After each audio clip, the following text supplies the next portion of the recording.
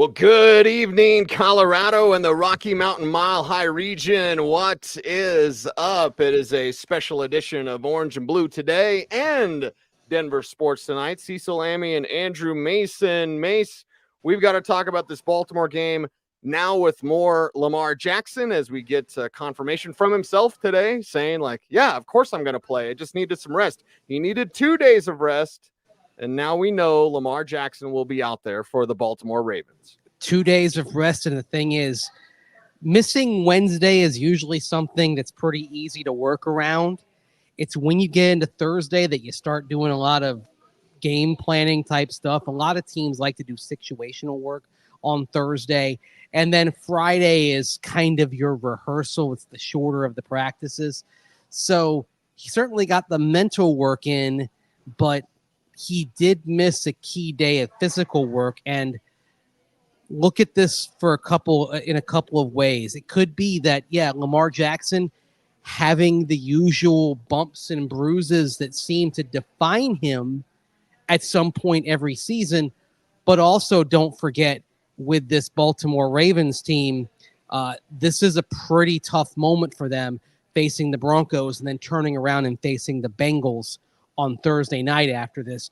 So I think some of this was trying to make sure they were doing the things to have him ready for 2 games, not just this one on Sunday. So he may well be okay and just fine, but they are really conscious of watching him for the most demanding 5 days of the season.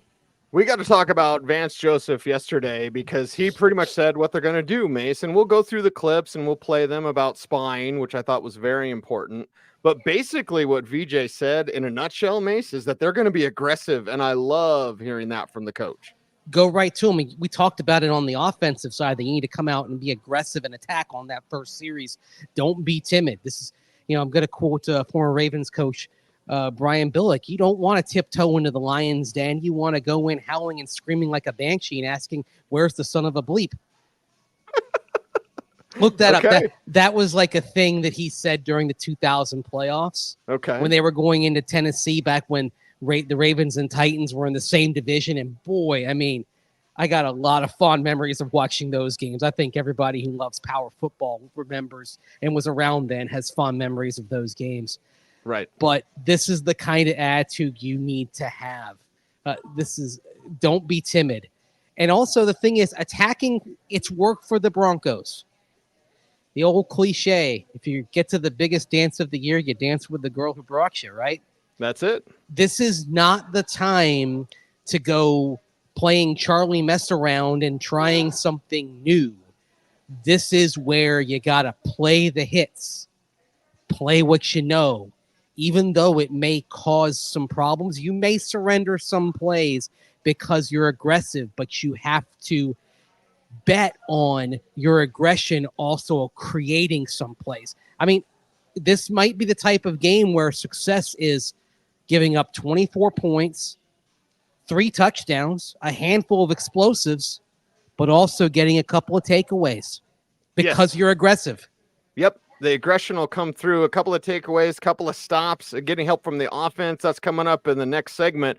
But for this one, it's all about VJ. And we had discussed things both on and off of the air of like, do you mush rush Lamar Jackson? I don't think that's the case. And the old mush rush used to work for Michael Vick because he wasn't as developed as a passer as Lamar Jackson has become. So mush rush, just for the listeners out there, is you get as deep as the quarterback as an edge player, and then you collapse in and you kind of keep him in the pocket. Well, VJ had said yesterday, like, he can beat you from the pocket, which he can. Zay Flowers or Rashad Bateman, those tight ends we'll talk about. And then you think about spy. Do you have one player that kind of travels with him or whatever? We got to play this clip because Vance Joseph just being as bare bones honest, Mace. Before we play the clip, I got to get your take and then we'll react to it because it's like most of the time coaches aren't this honest with what they say. Yeah, I appreciate the honesty. And it's keeping it real. He is not doing anything to downplay the challenge that awaits the Broncos. Like he's not sitting there and blowing sunshine. He's not doing the overwhelmingly positive. He's not trying to downplay it for the sake of the psychology of his team. Sure, he's keeping it real, man. And I respect that. This is the best offense in football. It's the best offense for a reason. And the reason starts with number 8. Yeah, Lamar Jackson getting it done. It's best defense in football, best offense in football. And the spy, is it spy or is it hunt and grab? Let's hear from the Broncos defensive coordinator, Vance Joseph.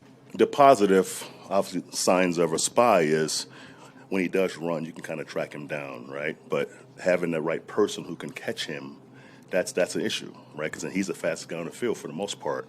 I think sometimes with a spy, if it's not an aggressive spy, he can sit in the pocket with a 3-man rush and just find open targets, and that's the issue with Lamar now. I think when he was a young quarterback, the spy was good because you want him to be a pocket passer. Now he's so accurate, that kind of works against you a little bit. So if you're going to spy a guy like that, it's got to be a push him off his spot spy.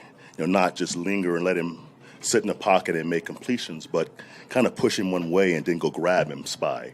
Almost a hunt versus a spy. I love that. Almost, you never hear a defense coordinator talk that honestly. Hunt and grab for Lamar Jackson. The question then becomes, as we study this Broncos defense, who are the most qualified players to hunt rather than spy? Right. To handle this role. Right. Yeah. Who is that? Is that coming from the safety position? We know PJ Locke coming out on Friday that he is out once again for the Broncos. So is it a linebacker? We're left to guess right now, Mace. I mean, I wish it could be PJ Locke, but it can't. That would have been be him. good. That would have been really good. I wish it could have been Alex Singleton. Yeah. Yep. He would have been good in that too. Yes. Yep. And it hit me. Maybe it was seeing Alex briefly and chatting with him briefly yesterday as he was headed back into the facility. Of course, he's, getting down to the dirty work of rehab following his ACL surgery. But I thought, boy, this is the kind of game where you would have loved to have had him. It's interesting. You think back to 2 years ago when they blitzed him against Geno Smith and he just missed that sack and it resulted in a touchdown pass. Yep. But Alex Singleton is a better player now than he was back then. I think this is the sort of moment where Alex Singleton attacking and getting Lamar Jackson off his spot would have resulted in a negative play for the Ravens offense. And so where does that come from? Is it Cody Barton? I mean, Cody's getting, it might have to be Cody Barton. Could be Justin Sternad. Could be Quan Alexander. I mean, maybe this is the game where Quan, who can be a plus player against the run because he can be that brick wall up the middle. Maybe you've got him attacking as well because he's done that in the past. Yeah, and we'll talk about Justin Sternad. If you go with the more athletic player, I think Barton will have his hand full with the tight ends. Yeah. And we've definitely got Vance Joseph talking about the playmakers, but it's like, is it Sternad? Actually, we think it's Quan against Derek, and we're going to play the quotes about VJ saying stop the run first. So Quan against King Henry, but maybe to blitz and to move, to hunt, and then grab Lamar Jackson, maybe it is Justin Sternad. Remember the start of the Jets game when he came right out there and attacked and got the sack of Aaron Rodgers right away? First of all, we talk about how we love aggression. Coming out against Tampa Bay and attacking vertically and outside on those first few plays.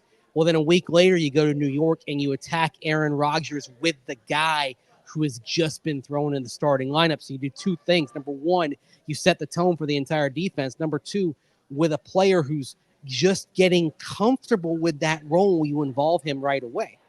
Again, don't tiptoe into the lion's den. Just, come out attacking.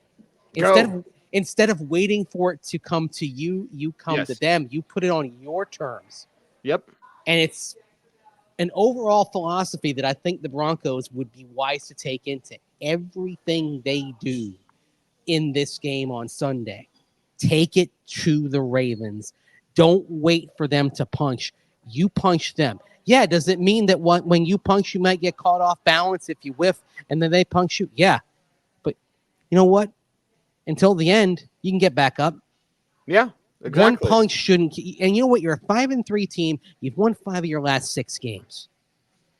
One punch shouldn't knock you down.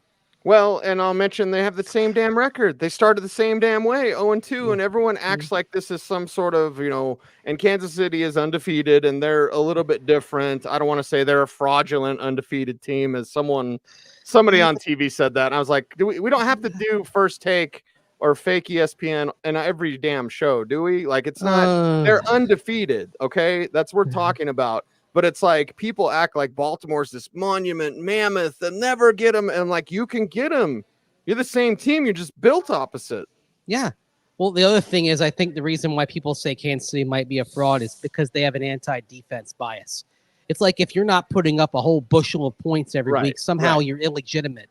They're just doing it another way. They're doing it because Steve Spagnuolo has a truly elite defense, which is why, next week is so fascinating as well, even though it's not the same type of great defense versus great offense matchup that you're having this game. It's two defenses that can go out there and drive for drive, knock the snot out of the offense they're facing. I mean, this game might be 30-28. Next week might be 10-9. Right. Exactly. Even if it's a beautiful and not a weather related 10-9 like against the Jets, but a 10-9 that happens on a glorious autumn Sunday, about 60 degrees in Kansas City, but just because the defense are so daggum good. Yeah, that's exactly right. And Bo Nix will have that test next week. This week he has the test of getting it done against the 32nd ranked pass defense. More on the playmakers, but let's hear from BJ. Super quick quote, but stopping the run. We'll get in the King Henry conversation. But Hungry Henry. Here's BJ, Vance Joseph, talking about stopping the run. You have to take something away, and my preference is the running game, and make them throw it. So we'll see how that works out on Sunday. But we have a plan to get both stopped, but we'll see how it comes out. He just told us the plan. He said, my preference is to take away the run game. You got to take away something, and that's trying to stuff King Henry, make him go east and west instead of north and south. Well, there are a couple of reasons for that, I think. Number one, that sort of answer tells me why Sean Payton hired him as defensive coordinator, because if you believe in stopping the run first, you're speaking Sean Payton's language. Because even though he's had some dazzling pass offenses over the years, he likes to run the ball. He's an old running backs coach. He coached Marshall Faulk back in the day, something that you love to point out. I love it. And he's a Bill Parcells disciple. Run the ball, stop the run. So VJ having that kind of philosophy, that's scratching the head coach right where he itches. So that's one thing. But here's the other thing. The run defense, and especially with the Lamar Jackson factor, obviously needs a little bit more support. The Broncos are improved, no doubt, but it's not as strong as what they have against the pass. They are doing truly top shelf things in terms of pass rush win rate, coverage. The rush and cover combination is perfect. In other words, you don't need to have extra support there. You need the extra support against the run. You are trusting, even though the tight end matchup makes things interesting, you are trusting Pat Surtain, Riley Moss, Jaquan McMillan to do well in coverage. You mentioned Cody Barton earlier. They're trusting Cody Barton to do what they signed him to do. He was brought in to replace Josie Jewell because they considered him an upgrade in pass coverage. Here you go, Cody Barton. This is it. This is the moment you're here for. You're facing two terrific tight ends this week. You got some future Hall of Famer named Travis Kelce 7 days later in Kansas City. And you got Kyle Pitts, who's really going to another level the last few weeks. Yeah. Right after that. And Brock Bowers again. So we're about to have a lot of tight end conversations here this month. It starts, though, with maybe the biggest challenge because they got two dudes who can beat you. Yeah, two tight ends that we both appreciate. And if you're going to stuff the run, okay, stack the line to stuff the run, Mace, and make sure to get King Henry down. And then that's single coverage, right? And Lamar can get you on single coverage, even with the Broncos' tight coverage. And if there's an opening for one of those tight ends, either Mark Andrews or Isaiah Likely, who you and I both saw down at the Senior Bowl, loved him, wanted the Broncos to take him, They took Greg Dulcich instead, and well, here we are. Likely is as good or better than Andrews, in my opinion. And Baltimore can use 2 now, so they can go multiple. And you can't tell by the formation what it's going to be. Is it going to be run or pass? Because both of those guys can block a little bit. It's the same danger that the Mike Shanahan offense posed back in the day around here, but in a different way. The danger being that you can't tell pre-snap, and then even for that first second after the snap, what's going to happen. Yep. The beauty of the Shanahan offense when Mike was running it back and Gary Kubiak was his OC back in the 2000s was everything looked the same up front as the snap began, and so you had that split second up to 1 second where you were caught flat-footed trying to figure out what was happening. And this Ravens offense, in a different way, has the same kind of ability to cause that problem. And a lot of the big plays they get start with that hesitation they put on you.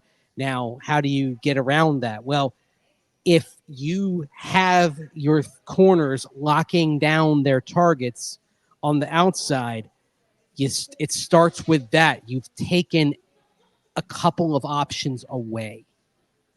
And that's, again, why you focus on defending the run. It's because you trust your corners to be able to do the job on their own. Pat Surtain can do it, and Riley Moss. It's hard to imagine a young corner off to a better start, but there's a reason why he is one of the most targeted corners in the NFL. Nobody wants to throw at PS2, but teams are taking their chances with Riley Moss. Yep. By and large, he's holding up very well. He's going to get tested again on Sunday. Yeah, big test, and he loves the test. He wants the test. You and I talked to him about it. He's like, bring it on. I want more, and he's getting more. He's responding with great play. Now, this is a little longer clip, but this is so thick. Again, rich stuff coming from Vance Joseph yesterday out at Broncos Park, powered by Common Spirit.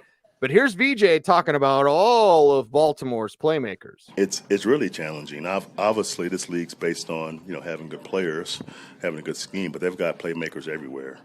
The running game obviously starts with Derrick Henry, and when you have Lamar adding 60 yards a game to that, between the scrambles and the call quarterback runs, it makes it difficult to get it stopped, and that's why they're so high as far as the numbers. Then you add Hill, who's a quick twitch, edge runner. He makes big plays all over the field. You have the jet sweeps with Flowers, and it's multiple playmakers on this offense that can make big plays. And that's the issue. It's not just a running game. They have a number of players who can make touchdowns at every position. Both tight ends are good players. Obviously, they have 2 receivers. They have 2 backs, the quarterback. So it's going to be a challenge. Obviously, Coach said a couple of days ago it's going to be our biggest challenge of the year, obviously. But, we're up for it. It's going to be fun to see where we are. Yeah, it's going to be fun to see Vance Joseph respond with a game plan that'll get people talking. It will. If it works and they contain this Ravens offense, it's probably not a question of if he becomes a head coach again. It's when. Right. Obviously, the focus is on the moment, as it should be. There's plenty in the moment. But on some level, deep down, do you think VJ is thinking about what this can do for his resume going forward? Like, and this whole month, really, going Ravens, sure, Chiefs, Falcons, specifically in the next 3 games. If this defense comes out of these next 3 weeks and it's still top 5 pretty much across the board as it is right now, I think he can, when he gets to that bye in December, he can start working on what his interview plan with some teams might be. Yeah, and, publicly he's not going to say that, but privately I think you would be thinking about that and welcoming, again, just like we talked about with Riley Moss. Vance Joseph is welcoming this challenge. He came back. I mean, I know Wade Phillips did, but that was like 15 years between he was head coach and then defensive coordinator. Like, VJ came back to prove a lot, and we can say it wasn't the first choice for Sean Payton, right? That was the Jair Evero. And now Evero, who knows what happens there with his future, the way Carolina's going, right? Well, what was it? Was it Evero was the first choice? I don't think They asked him to stay. They asked him to stay. The team asked him to stay, but they asked him to be the interim head coach, and he said no. No. Like that was when that began. But remember, I mean, there was the buzz about Rex Ryan, of course. Yes. Oh, yeah, a lot of buzz about Rex Ryan. There were conversations with Matt Patricia, if you recall. God. Yes. Yeah. I tried to put him out of my mind. I was like, please, no Matt Patricia. But you got the right guy. Yeah. Wow. Just wow. You got the right guy, and then things sort of worked out to where if he moves on, you've got the right guy who's next in Jim Leonhard as well. I think and that's a key thing. Respectfully to Zach Orr, the Ravens defensive coordinator, but he is struggling this year in his first year on the job. Sure. The defensive staff that got gutted a little bit, starting with Mike McDonald moving on to become the Seahawks head coach. And given that there are some Jim Leonhard Baltimore connections, of course, he played there. Can't help but wonder if maybe they look back and think, maybe we shouldn't have kept it internal when we were making this move, that maybe we should have brought in the guy who played for us once upon a time in Jimmy Leonhard. Yeah. And Vance Joseph, just think of how steady he's been, like asking for the offseason of like, who would you like? What kind of fits? And then being able to get a Malcolm Roach, a John Franklin Myers, a Cody Barton we've been talking about, and the safety play of Brandon Jones. Jones needs to wrap up this week because against King Henry, a shoulder won't do it. You'll break your shoulder if you just try to take a shoulder into King Henry. Yeah, it'll give you the heebie-jeebies. I don't even know what that is, Mace, but it's going to give it to you because King Henry's out there. But look at how VJ stayed steady, asked for some stuff, got that stuff, and then comes through with an elite level defense. Again, maybe the best defense in the league. Praise to him. And he came through by doing it his way. Remember last year, trying to meld things that he wanted to do with what he was inheriting from Vic Fangio. Didn't want to put so much on the young players in terms of what they were trying to grasp. Well, as you can see the door opening where I am, that's why it's kind of bright here. This offseason, he simplified it. Said, okay, we're going to focus on attacking. As Zach Allen told me back in June, this looks like the Vance Joseph defense I know from when I was in Arizona, because, of course, Zach Allen was with VJ all 4 years with the Cardinals as defensive coordinator before they came to Denver within 2 months of each other in 2023. Yep. So I respect that on so many levels, that after a season that did see improvement but started terribly, and the Broncos, statistically speaking, never really got out of the hole they dug for themselves on defense in that first month.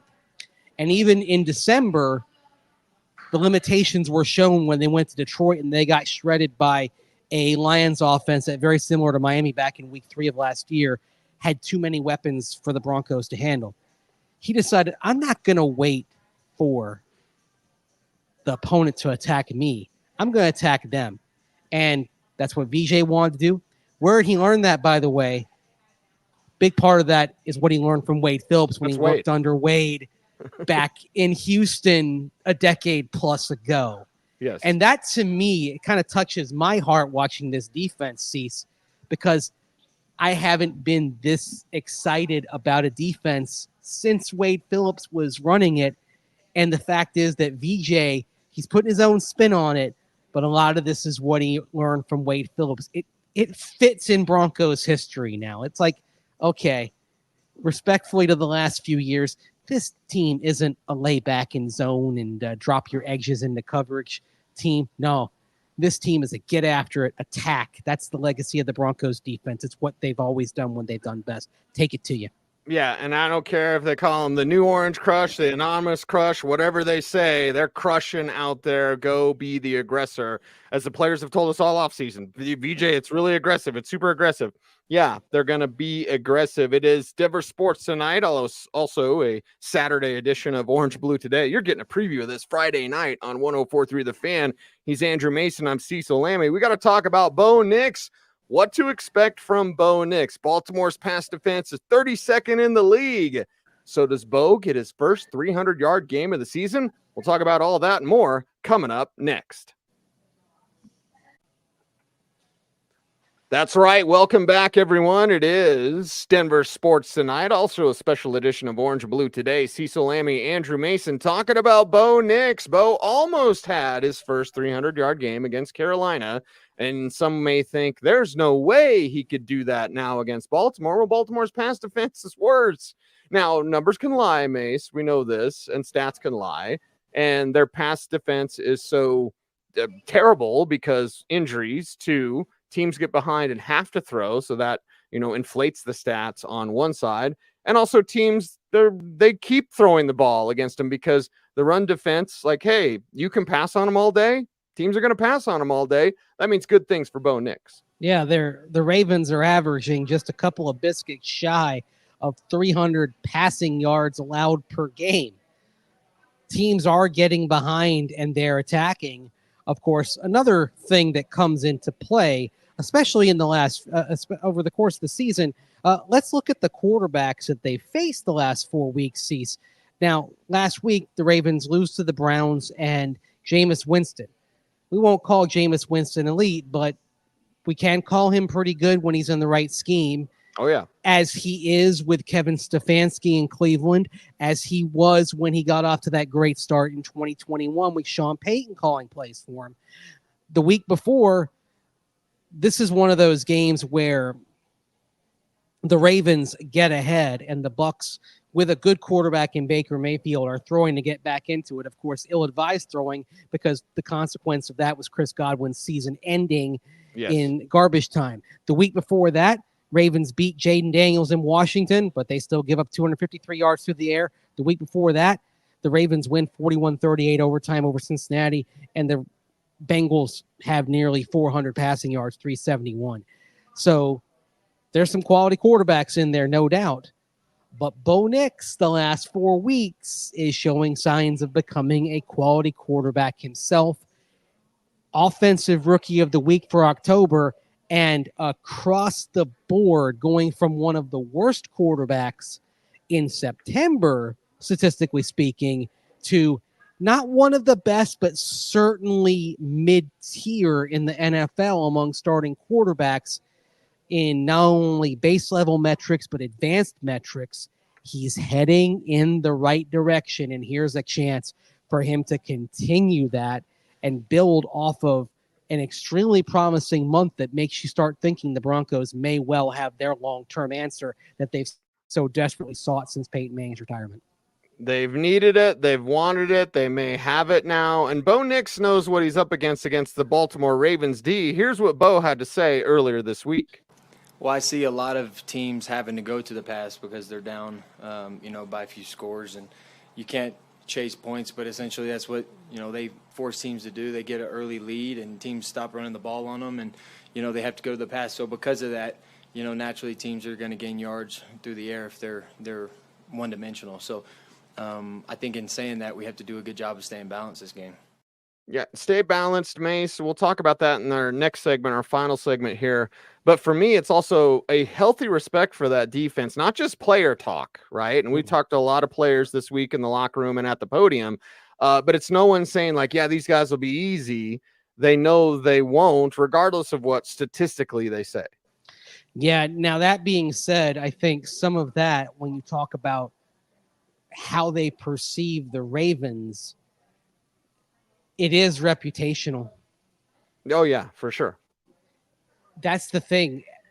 As we sit here and we study the Ravens, and I've watched a lot of them this week, I know you have as well, this is not your father's Baltimore Ravens team. No. I mean, you look at these two games here to open the month, this demanding fortnight of back-to-back games in Baltimore and Kansas City. If you're thinking about what you expect from these teams normally, it's the Chiefs that look like what you expect from the Ravens, and the Ravens who look more like what you expect from the Chiefs. Yes. So that's sort of, if you're looking for kind of a very elemental way of viewing these two games, kind of a top-level 35,000-foot view of it, start there. That this Baltimore team, the way they attack you in so many ways, this is like what the Chiefs were when they had Tyreek Hill to go along with Travis Kelce. Like, okay, they got these weapons and a terrific trigger back there at quarterback. How do you contain all this? And it's the Chiefs that look a lot more like the Ravens, where their offense could be a little bit skittish, to put it kindly. Yeah, a little bit shaky out there. We'll see how Bo Nix responds in keeping up, but staying balanced. Again, we'll talk more about the weapons later. But Bo Nix running. He ran against the Saints. He didn't against the Panthers. I don't mind when he doesn't run. He doesn't need to run. And the spacing, I urge everyone to go watch Kurt Warner break down the film of Bo Nix against Carolina. Look at how Sean Payton is creating the spacing. There's almost like basketball plays involved, right? With where he's finding the space on the court and space on the field. And Bo's doing a great job of using his eyes to manipulate the defense and using that spacing. I think Sean Payton, in the Saints game, he had a hell of a game plan. Bo didn't respond as well. Against Carolina, Sean Payton had a hell of a game plan, and Bo did respond well. Exactly. And he's taking advantage of what's there. And although it wasn't Bo Nix taking off and running like it was pretty heavily against New Orleans, what you want to see is Bo simply taking what's offered. Because you and I talked about this when Sean Payton first came to the Broncos. The hallmark of the Sean Payton offense is that there's an opening on every play. Whether it's someone flashing open, even if it's just a little short drag route, or it's the opening to go take off and run. And what we're seeing also, I think, is Sean Payton didn't have that option with Drew Brees to take off and do things with his legs as he got older. Of course, he was certainly a terrific pocket passer and was making quick decisions. It's a huge reason why he's going to the Hall of Fame. But you see I think what I see Sean Payton adapting to what he has in Bo Nix. And like, oh, I've got this element back in my game now. I've got this tool on my belt. Let's take advantage of it. This is, along with the receiving targets, this is another possibility on every play for which the defense has to account. And it's going to lead to open receivers as teams know that he's capable of that explosive with his legs. Yeah. So it's going to keep opening things up over the next several weeks, season. And Bo Nix, if he continues to capitalize on it and take what's there, whether it's take off and run or the guy who's open short and intermediate, this is going to be a very hard offense to stop because he will simply be making the right decisions. As we said in the first segment, be aggressive on defense, and we'll say it in this segment, be aggressive on offense. And Bo Nix certainly can and will do that. Plus, credit to Sean Payton. He's taking Oregon's concepts and adapting them to the pro game. So Sean is learning and growing. We'll get to more of that and who helps out Bo Nix. Denver Sports Tonight, Cecil, Lammey, Andrew Mason, special edition of Orange and Blue today. Who helps out Bo Nix? Is it more Courtland Sutton as we saw last week? Is it Adam Troutman? Can they get off to a hot start? We'll talk about all that and more coming up next. All right, that was about 8.5 minutes, so let's go like 6.5 minutes here. Okay. And I've got Adam Troutman on passing game. And by the way, hi, YouTube audience, because we leave this stuff in. Hi, how's it going? We have Troutman on passing game, Troutman on fast start, and Troutman on long drives. For the YouTube audience, I will say I am live on tape from a Starbucks in Palm Harbor, Florida. All right, let's give it to him. X going to give it to you. All right, going on in about 6.5 minutes here in 3, 2, 1. Denver Sports Tonight, Cecil Lammey, Andrew Mason, also a special edition of Orange and Blue today. And let's talk about getting off to a hot start, something Adam Troutman talked about in the locker room, Mace. But before we play Troutman talking about it, can he kind of do it again? I mean, maybe 40 yards, not 84 yards. Like, can Troutman be the answer at tight end that we've all been searching for? Man, I'd love it if he were. Look, there were signs of this when Yes. he came through the draft process. We saw him down at the Senior Bowl Yes. coming out of the University of Dayton. Go Dayton Flyers. Yeah. He was a weapon. Yeah. Absolutely a weapon. And he got kind of pigeonholed as a blocker down in New Orleans. But remember, Sean Payton traded up to get him in 2020. He made a draft day trade to get him in 2023. And when you see him make that one-handed catch, now don't get me wrong, perfect throw by Bo Nix because it's put to a spot where only Adam Troutman can get it. You love seeing that. There were pinpoint throws by Bo Nix that were impossible to defend last week for the Carolina Panthers. But you see him make that grab, and of course, it's not the only downfield play that he had in that game as well. He had that 37-yard play earlier. I'm not saying we're going to see 85 yards in a game from him again, but just from the tight end position as a whole, because we keep seeing Lucas Kroll make a play a game, whether it's on special teams, offense, or both. Right. At least a play a game, I should say. Right.